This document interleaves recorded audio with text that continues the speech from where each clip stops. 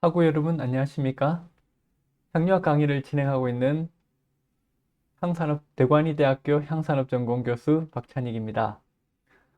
우리가 지난 시간에는 향기 지도에 대해서 살펴봤습니다. 냄새 지도라고 표현해도 되는데요. 우리가 어떤 냄새를 맡거나 향기를 맡으면 우리 뇌에는 그 향기에 대응하는 지도가 그려집니다. 이 지도는 우리 코에 있는 후각 수용체가 향기 분자하고 결합하면서 발생되는 전기 신호가 이렇게 모여지면서 일단 그 모양을 등고선 같은 모양을 만들어내게 되는데요. 이런 향기 지도가 머릿속에 그려지면 우리 뇌에서 그 전체적으로 판단해서 이 향기는 어떤 향기구나 하는 식의 그 향기를 구분하게 되는 거죠. 그래서 제가 지난 시간에 마지막에 보여드렸던 그림이 이거죠. 이제 라벤더는 이런 식으로 그려지고 이게 그다음에 티트리는 이런 식으로 그려지고 이게 라벤더고 이게 티트리란 이야기가 아니고 이런 식으로 구분되게 그려진다는 그걸 의미합니다. 또 이 지도는 그냥 단순히 인터넷에서 등고선을 따온 거고요. 그 이제 실제로 이게 그 향기 그림 지도란 건 아닙니다. 이런 단지 이제 머릿속에 이런 등고선 같은 향기 지도가 그려진다는 그런 개념만 가지면 되겠습니다. 이번 시간에는 그 후각 피로 현상에 대해서 살펴보도록 하겠습니다. 이제 후각 피로 현상을 이제 살펴보기 전에 먼저 후각 피로 현상을 잘 설명할 수 있는 그 TV 프로그램이 있어가지고 그걸 제가 유튜브 이제 그걸 찾아가지고 이제 그 화면을 몇 개 캡처를 했습니다. 이게 뭐냐면 이제 대한민국에는 지금 러닝맨이 유행하는데 예전 영상입니다. 유재석 후각 발달이라는 그, 그 자료입니다. 자, 이제 뭐 향수 냄새나 이렇게 돼 있죠. 그죠? 이제 후각 필요 현상, 감각의 수능 현상의 측면에서 한번 먼저 이 그림을 살펴보도록 하겠습니다. 캡처 사진을 살펴볼게요. 이 내용은 뭐냐면 이제 그 러닝맨에서 이제 인간과 좀비로 나눴는데 그 인간에는 남은 사람이 재석밖에 없어요. 유재석 씨만 이제 그 인간으로 남아 있고요. 여기에 맞서는 좀비 세력은 누구냐면 송지효 씨와 게리 씨, 이 두 사람이 두 명의 좀비예요. 그러니까 인간으로서 재석이 한 명 남아 있고 그 다음에 좀비로서 송지효 씨와 게리 두 명이 남아 있는 거죠. 그래서 이 두 사람이 이제 두 좀비가 사람이 아니라 좀비죠. 두 좀비가 그 인간인 유재석을 잡아야 되는 상황이에요. 그래서 이제 유재석 목소리가 들리자 재빨리 이제 매복 위치, 숨는 위치로 가는 거죠. 이제 급하게 이제 숨는 거죠. 그래서 어떤 식으로 숨냐 하면 이제 재빨리 매복 위치를 해서 송지효 씨는 여기 숨고 이제 게리 씨는 이쪽 반대편에 숨는 거죠. 그죠? 이렇게 이제 숨어 있는 거예요. 근데 이제 서로 물총으로 맞추면 이제 죽게 되는 거니까 유재석 씨가 물총의 달인이지만 엄청나게 부담되는 재석 이래서 이제 혼자 인간으로 남았으니까 부담이 많이 되겠죠. 그죠? 이제 엄청나게 부담을 가지고 이제 그 좀비를 맞추러 가고 있습니다. 이제 가서 이제 송지효 씨가 여기 숨어 있고 게리 씨는 이쪽에 숨어 있겠죠. 그 다음에 이제 유재석 씨가 이렇게 나타났습니다. 송지효 씨는 여기 숨어 있고 이제 게리 씨는 여기 발이 보이죠. 여기 게리 씨가 숨어 있고 이제 유재석 씨가 나타났습니다. 근데 여기 나타났는데 보니까 냄새를 맡아보니까 지효 향수 냄새 나는데 송지효 씨의 향수 냄새가 나는 거예요. 근데 이제 그 아까 전에 그 자리를 오니까 이제 송지효 씨의 냄새가 나는 거죠. 지효 향수 냄새? 송지효 씨가 이 소리를 듣고 깜짝 놀라죠. 그죠? 어떤 상황이냐면 바로 이제 여기서 이제 그 송지효 씨가 여기 숨어 있고 게리 씨가 숨어 있는데 그 인간인 유재석 씨가 이제 송지효 씨의 샴푸 냄새를 맡은 거죠. 그죠? 좀비보다 무서운 그의 후각 해가지고 이제 유재석 씨가 그 후각에 놀라움, 그죠? 이렇게 냄새를 맡고서 이제 이미 이제 여기 위험 요소가 있는 거잖아요, 그죠? 여기 좀비인 송지효 씨와 게리 씨가 숨어 있구나 하는 걸 하고 지효 향수 냄새를 맡고 뒷걸음질 쳐서 도망가게 돼요. 그러니까 결국 이렇게 도망가니까 이제 향수 냄새 때문에 매복이 실패한 거죠. 숨어 있다가 그죠? 이제 그 유재석 씨를 잡으러 그랬는데 향수 냄새를 맡고 도망간 거죠. 그죠? 자, 이 상황을 이렇게 해서 보니까 홍지호 씨가 이렇게 머리카락 본인 샴푸 냄새를 맡고 나서 하는 이야기가 뭐냐면 이거 이제 키 포인트입니다. 내가 내 냄새를 어떻게 알아? 이겁니다, 결국. 내가 내 냄새를 어떻게 알아? 그러니까 우리가 아침에 샴푸를 한다든지 아니면 그 어떤 동일한 자극, 동일한 냄새가 계속 날 때는 우리는 그 냄새를 인지를 할 수가 없게 돼요. 어떤 의미인지 아시겠죠? 동일한 냄새가 계속 날 때는 우리가 그 향기를 인식을 못 하게 되는 거죠. 예를 들어서 이제 땀 냄새가 나잖아요. 예를 들면 체육하고 우리 학교 다닐 때 체육하고 교실에 들어오면 이제 땀 냄새가 다 나잖아요. 처음에는 그게 굉장히 불쾌하다가 시간이 지나면 어떻게 되나요? 그 땀 냄새가 없어지나요? 아니죠. 그대로 다 교실에 남아 있지만 우리가 그 향기나 그 냄새를 인식을 못 하게 돼요. 왜? 우리 코나 이런 데는 다 뭐죠? 머리하고 연결된 코, 눈, 귀 이런 건 다 감각기관이잖아요. 그러니까 감각기관은 계속해서 바깥에 있는 그 자극을 받게 돼요. 그죠? 자극을 받는데 예를 들어 동일한 자극이 예를 들면 코 속에 이제 후각 세포가 있잖아요. 동일한 향기를 계속 맡는데 계속해서 이게 자극을 받으면 어떻게 될까요? 감각 세포가 그 계속 반응을 하게 되면 감각세포 지쳐가지고 나중에는 손상을 입게 돼요. 심지어 감각세포가 죽을 수도 있어요. 그죠? 이런 식의 손상을 받기 때문에 우리가 동일한 자극이 계속 올 때는 어떻게 되냐면 이 감각세포가 이제 그 기능을 안 하게 돼버려요. 그러니까 더 이상 냄새를 못 맡게 되는 거죠. 이런 것처럼 그 우리 감각이 계속 자극을 받을 때는 우리 감각세포를 보호하기 위해서 우리가 그 감각에 순응해 버립니다. 순응해 가지고 더 이상 그 감각을 느끼지 못하도록. 그죠? 이걸 감각의 순응이라고 불러요. 순응. 따른다는 뜻이죠. 항복하고 순응한다. 순응하는, 그죠? 이 순응한다는 게 바로 후각으로 봐서는 그, 그 후각 피로 현상이라고 불러요. 후각 피로 현상이 나타나는 것은 동일한 자극, 후각 냄새가 계속 나면 우리 후각 세포를 보호하기 위해서 이제 후각 피로 현상이라고 해서 그 자극에 대해서 냄새를 못 맡게 되는 거고요. 근데 이 냄새의 농도가 높아진다든지 이렇게 되면 다시 냄새를 맡을 수는 있어요. 근데 동일한 자극이 계속되면 이제 후각 피로 현상에 의해서 그 냄새를 아예 못 맡게 되는 거죠. 인식을 못 하게 되는 거예요. 그죠? 그래서 이 후각 피로 현상은 우리가 우리 몸을 보호하기 위해서 신경세포를 보호하기 위한 작용이라고 생각하시면 됩니다.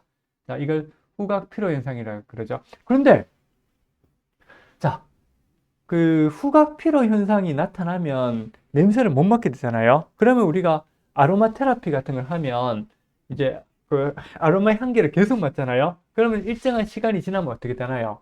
그 향기를 맡을 수가 없게 되죠. 그럴 때는 아로마 테라피 효과가 나타날까요? 나타나지 않을까요? 란 그런 궁금증이 생기게 되죠. 그래서 제가 이 부분은 우리가 3부에서 더 자세하게 다루겠지만 일단 한 페이지 이제 데이터로 봤을 때요. 요게 이제 그 기억력이 손상된 실험군이고 이 그래프 높을수록 기억력이 회복되는 거예요. 1시간 동안을 계속 맡은 경우, 요건 3시간을 맡은 경우거든요. 그러니까 이게 그 효과가 더 좋아져요. 1시간을 맡은 실험군에서는 6% 정도 회복이 됐는데 3시간 정도를 맡은 데서는 한 21% 정도 회복이 된 거예요. 이 말은 뭐다? 우리가 3시간 동안 향기를 이게 보통 이게 그 실험용 쥐한테 한 거지만 실험용 쥐도 이제 후각이 민감하기 때문에 1시간, 3시간씩 계속 향기를 맡을 수가 없어요. 그 전에 후각 필요 현상이 나타나요. 그러면 왜 이런 후각 효과는 좋아지나? 냄새를 못 맡는데. 즉, 우리가 후각 피로 현상 때문에 냄새는 비록 인지를 할 수 없지만 이게 그 뇌로 계속 전달되면서 정기적 신호는 발생이 돼서 뇌로 그 현상 계속해서 뇌를 자극하는 거는 유지가 되고요. 또는 이게 그 향기를 맡은 하면 폐로 가가지고 폐나 그 코 속에서 일정 부분은 혈액으로 녹아 들어가요. 그럼 녹아 들어가면 이게 이제 다양한 그 몸속의 후각 수용체가 결합함으로써 효과를 나타내게 되는, 즉 우리 코가 후각 신경의 그 피로 현상으로 인해서 냄새는 맡을 수가 없지만 계속해서 효능은 전달돼서 아로마 테라피 효과는 나타나게 되는 거예요. 이게 굉장히 중요합니다. 그래서 제가 요거는 그냥 이런 후각 필요 현상이지만 우리 그 효능은 나타난다는 그 그림을 나타낸 거고, 이제 3부에 가서는 조금 더 후각 필요 현상의 그 후각 필요 현상이 나타나지만 아로마 테라피 효과가 나타난다는 걸 조금 더 다른 자료를 보면서 이제 공부하도록 하겠습니다. 그리고 이제 또 부치제를 아까 이야기했었잖아요. 후각 수용체와 이건 후각 수용체가 필요하게 되는 후각 필요 현상이고, 그 다음에 부치제는 뭐였나요? 후각 수용체하고 결합하지 않는 이제 분자의 경우에는 이게 우리가 냄새를 맡아서 인지를 할 수 없잖아요. 특히 예를 든 게 아까 전에 이제 LPG였죠. LPG. 리커파이드 피트롤리움 가스 해가지고 이제 액화석유가스는 이제 냄새를 못 맡아요. 그래서 무향무취해요. 냄새가 없어요. 그래서 여기다 이제 머캡탄 같은 부치제를 넣어주는 거죠. 그러면 우리가 LPG가 이렇게 그 새면 우리 LPG 자체는 냄새를 못 맡지만 LPG와 함께 있던 그 부치제, 냄새를 부과해준 그 물질에 대해서는 냄새를 맡을 수 있기 때문에 우리가 이게 LPG가 새고 있구나, 위험하구나, 위험을 회피해야지, 이런 식의 우리가 반응을 할 수 있게 되는 거죠. 그죠? 그래서 부치제라는 거는 후각 수용체와 결합하지 않아서 냄새를 맡을 수 없는 물질에 냄새를 맡을 수 있는 물질을 첨가해주는 그 물질을 부치제라고 부릅니다. 여러분 이해가 되시죠? 그죠? 그래서 부치제도 굉장히 중요한 내용이니까 여러분들 꼭 좀 기억해 주기 바랍니다.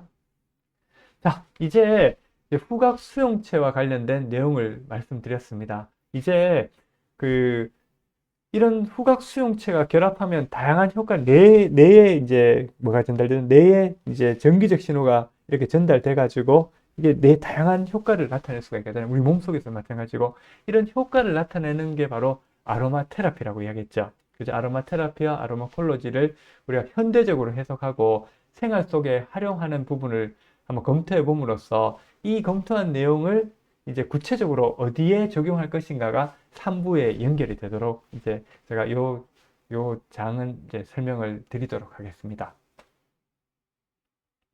우리 앞에서 이제 향의 확산 원리는 다른 공기 분자들과 섞여 가지고 이제 이렇게 퍼지게 된다는 거로 말씀드렸죠. 자, 그런데 우리가 확산이 되면서 다른 분자들과 섞이게 되잖아요. 그러면 재밌는 게 에센셜 오일을 단독으로 하나를 사용할 때보다 향기가 두 개가 섞이면 인지 기능을 높여주는 효과가 더 높아져요. 효과가 더 높아지는 거예요. 한 개일 때 50이고 한 개일 때 50인데 두 개를 섞더라도 평균하면 50의 효과가 나타나야 되는데 두 개를 섞으면 70, 80, 심지어 90까지도 이제 효과가 나타나게 돼요. 그래서 이런 향기가 섞임으로써 이제 굉장히 상승 효과가 나타난다. 이게 보통 책에는 이제 예전에도 책에 그런 게 나오거든요. 단독으로 사용할 때보다 향기를 여러 개 사용하면 효과가 좋아진다는 게 나오는데 저희가 직접 동물 실험으로 저희들이 증명을 했습니다. 이 내용도 한번 소개를 하겠습니다. 그래서 저는 이제 여러분들도 마찬가지인데요. 이런 수업을 듣고 나서 그냥 이런 공부를 했구나가 아니고 실제로 이런 이론을 적용해서 상품화를 할 수 있어요. 사업화가 가능합니다. 저도 이제 이런 걸 이용해서 제품을 많이 만들고 있기 때문에 여러분들도 이런 걸 참조해서 나중에 제품 만드는 데 도움을 받았으면 좋겠습니다. 저는 주로 이제 사이프러스 오일에다가 라벤더라든지 로즈마리, 타임레드, 버가못 이런 오일들을 섞어서 효과를 높여줌으로써 가장 최적의 효과가 나타나도록 조향을 하는 겁니다. 그죠? 그러면 이렇게 할 때마다 이제 대상의 예를 들면 치매의 경우, 그 다음에 집중력을 높이는 경우, 염증을 완화하는 경우 이런 식으로 증상에 따라서 이런 섞어주는 비율이 조금씩 달라지게 돼요. 왜냐하면 달라지는 오일의 종류에 따라서 증상에 또 조금씩은 바뀔 수 있기 때문에 그 증상들마다 최적의 비율을 만들어내는 것도 굉장히 중요합니다.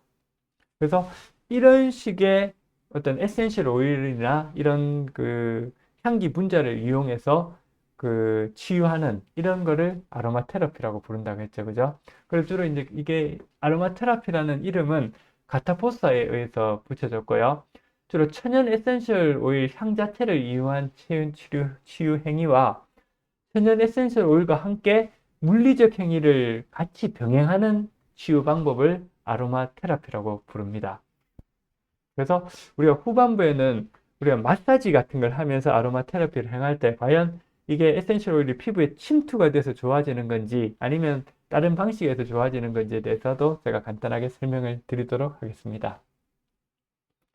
그러면 향을 이용한 치유는 크게 앞에 설명드렸지만 아로마 테라피라 그래서 신체적인 치유가 있고요. 아로마 콜로지 해가지고 정신적인 치유가 있을 수 있습니다. 신체적 치유는 염증을 완화해 준다든지 치매 증상을 개선해 준다든지 이런 식의 신체적 질병을 치유해 주는 경우가 있고요. 아로마 콜로지는 뭐 이제 스트레스를 완화해 준다든지 불안감을 완화해 준다든지 이런 식의 약간 정신적 치유를 들 수 있어요. 근데 혈압이 내려간다든지 동작이 부드러워진다든지 하는 것도 어떻게 보면 신체적 치유와 또 이게 또 정신적인 치유가 또 공통적인 결과이기 때문에 이게 아로마 테라피의 효과다, 아로마 콜라지의 효과다. 이걸 또 아로마 테라피 효과에 넣어도 돼요. 그죠? 근데 이게 명확하게 구분을 하기는 힘든 것 같아요.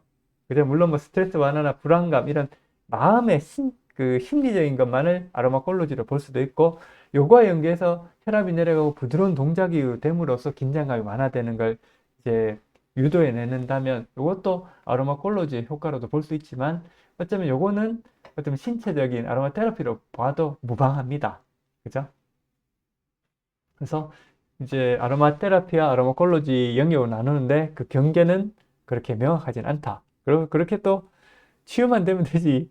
이제 명확하게 너무 엄격하게 나눌 필요는 없는 것 같아요. 그죠? 근데 명확하게 나눠지는 건 구분을 해야 되지만 애매한 부분은 그냥 이거는 아로마 테라피 영역에 넣어도 되고 아로마 콜로지 영역에 넣어도 상관은 없습니다.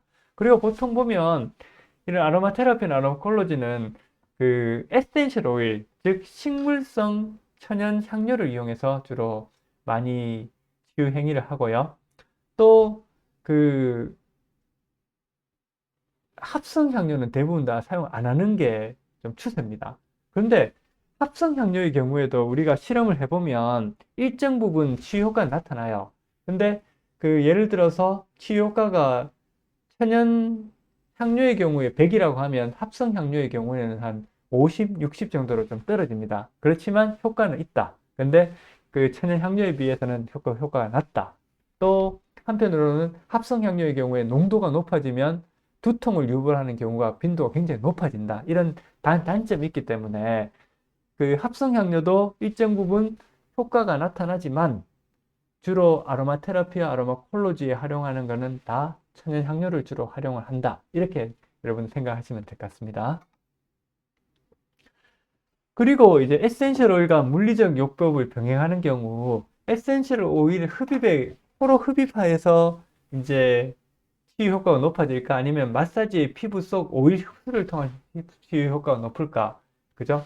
이런 이제 논쟁이 있는데 제가 이런 걸 이야기하면 아로마 테라피를 직접 그 마사지를 해서 시술하시는 분들은 무조건 아로마 에센셜 오일이 피부로 침투된다고 표현을 합니다. 책에도 그렇게 나오고요. 근데 제가 연구해 본 결과로는 마사지를 하는 그 시간 동안 아로마 에센셜 오일이 피부로 침투되는 양은 거의 무시할 수 있어요. 그죠? 어떤 식으로 무시할 수 있냐면 이건 제가 네올로지 시간에 주로 이야기하는 건데요. 그 보통 산압의 신도 흐른다고 이야기합니다. 그러니까 아주 긴 시간 텀에서 신도, 그러니까 신이 아니고 산도, 고체라고 생각하는 산도 액체의 성질을 가져요. 예를 들어서 이건 너무 많은 시간이 걸리니까 유리 같은 경우도 이제 프랑스 샤르트르 성당에서 그걸 유리를 보면 처음에는 유리가 다 고체로 보이지만 600년 정도의 기간을 살펴보면 유리가 위는 얇아지고 밑에는 두꺼워진 현상을 그 샤르트 성당에서 발견할 수 있었고요. 유리가 위에서 아래로 흐른 거예요, 이렇게. 그죠? 그러니까 그럼 유리를 과연 600년 동안 흘렀다고 액체라고 할 수 있나? 기름이 물에 녹나요? 우리가 보통 기름과 물은 서로 안 녹는다고 생각하잖아요. 그렇지만 기름과 물이 잠깐만 접촉했다가 떨어지더라도 어떤 현상이 생기냐면 물의 계면 장력이 72에서 한 60 정도로 63, 64 이렇게 뚝 떨어집니다. 거의 한 15%, 20% 정도요. 그 말은 뭐냐 하면 기름과 물은 서로 녹지 않지만 아주 작은 양의 기름이 분자 단위로 물 속에 녹아 들어가는 거예요. 그죠? 근데 이렇게 녹아 들어가는 걸 녹았다고 할 수 있나요? 그 다음에 유리가 그 600년 동안 조금 흘렀다고 그게 액체라고 이야기할 수 있나요? 그럴 수는 없죠. 그죠? 그래서 그 화장품을 바를 때나 아니면 이런 에센셜 오일을 바를 때도 마찬가지로 우리가 화장품을 바르면 이게 피부 위에 그대로 남아있게 돼요. 거의 대부분 각질층이 남아있고 진피층으로 들어가는 양은 거의 무시할 수 있어요. 단 일정 부분 들어가긴 들어가요.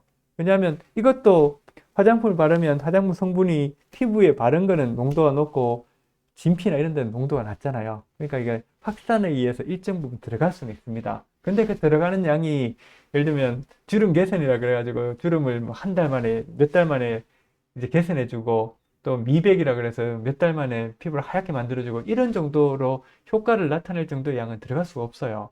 단지 아주 극소량이 들어가는 거죠. 그래서 들어가는 건 들어가지만 이게 실제로 많이 들어가진 않기 때문에 이게 효과를 나타내서 들어간다? 이 정도는 아니고 아예 안 들어간다? 그 정도도 아니고요. 그래서 우리가 에센셜 오일을 바르더라도 뭐 시술을 하는 5분, 10분, 30분 내에 에센셜 오일이 피부 속 진피층까지 들어가는 거는 그거는 그런 양은 거의 무시할 수 있고 들어가더라도 아주 분자 단위의 작은 양만 들어가는 거기 때문에 대부분의 아로마 테라피 효과는 이제 코로 흡입돼 가지고 뇌를 자극하는 형태로 나타나게 됩니다. 그래서 이 부분에 대해서는 제가 다음 시간에 조금 더 설명을 하고 이제 정리를 하도록 하겠습니다. 오늘은 이제 우리가 후각 피로 현상에 대해 살펴봤고요. 우리 이제 코의 후각 수용체나 후각 세포가 이런 그 피로 현상이 나타날 때 그 아로마 테라피 그 향기 효능은 어떻게 될까 살펴봤을 때 향기 효능은 지속됐고요. 이 향기 효능은 어떤 식으로 나타나나 예를 들면 코로 흡입돼서 나타나나 아니면 피부로 전달돼서 나타나는가를 오늘 한번 이야기 나눠봤습니다. 오늘 내용이 조금 어려울 수는 있는데요. 여러분들이 좀 잘 정리하고 있으면 향후에 여러분들 뭐 제품을 만들 때나 할 때 굉장히 도움을 많이 받을 수 있을 겁니다. 여러분. 자, 오늘은 이걸로 마치도록 하고요. 다음 시간에 이게 조금 더 자세히 이제 에센셜 오일이 어떤 식으로 영향을 미치는지에 대해서 살펴보도록 하겠습니다. 여러분, 오늘도 수고 많았습니다. 이제 고맙습니다.